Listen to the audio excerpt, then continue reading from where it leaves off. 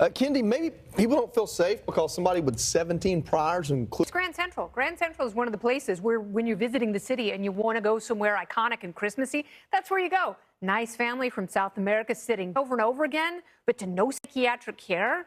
It is mind-boggling, and that's kind of the premise here. Is this guy is insane, I guess, but he's also racist and trying to kill out, or allegedly, holding it to a guy that wasn't white and saying, "Why are you working for white people?" and then threatening to kill him for going to work. He ggets arrested, and now you have a justice system. You don't want to put him in jail. Well, I know that there's a lot of talk in this city about people, about the places where mentally ill people used to go that are shut down, and there's reasons for that. So then what's the answer to it?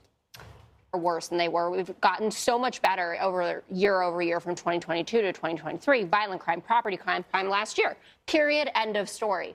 But you can't change how people feel about it. If they see a gun and threatens someone with a deadly weapon, and he gets out back on the street so he can victimize these young girls from another country. Pressed. He feels something wrong. The way that they're tweaking the system in these cities, everyone should be afraid.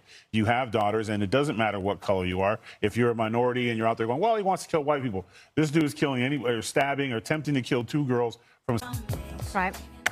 Democrats had a busy year declaring war on appliances in the name of green energy. But one liberal leader got a pass on her gas energy shift. But the problem is with the EVs, there are so many more just sitting idle. Right. They're just sitting on show floors. Not just that. You just said word of mouth. Most of the people who get the EVs come up to you and they talk. Someone put in, and they are not necessarily.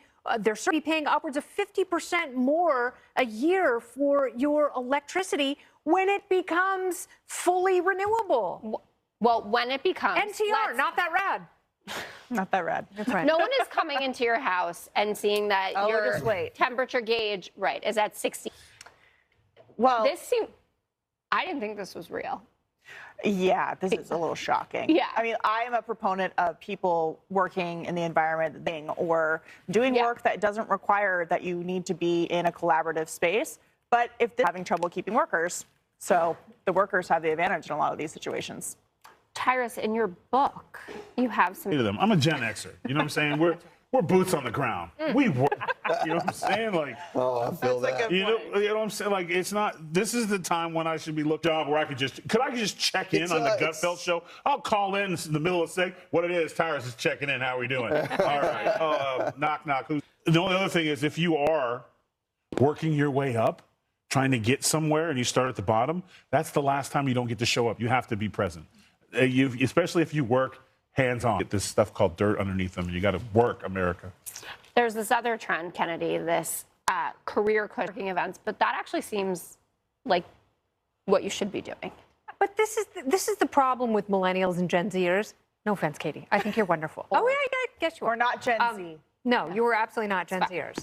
I've birthed some of them. I know the difference. But they think they invented everything. They think they invented they think they invented leggings. They probably think they invented coffee and avocados. Or scrunchies. Look, scrunchies were around in the 80s. Fanny packs. Yes, they did not invent fanny packs or fluorescent colors, and they did not invent the idea of maybe keeping one eye on the bulletin board and figuring out if there's a better job around the corner and making sure you've got your resume all built up and fluffed. So if this is your jumping off point, you go and you leap to a new opportunity. Everyone has been doing that forever, and I'm sick of people on TikTok trying to take credit for things that have been happening for decades. Human debauchery has been around forever. It's time now for one more thing. Kennedy. My hometown of Portland, Oregon may have a horrible mayor.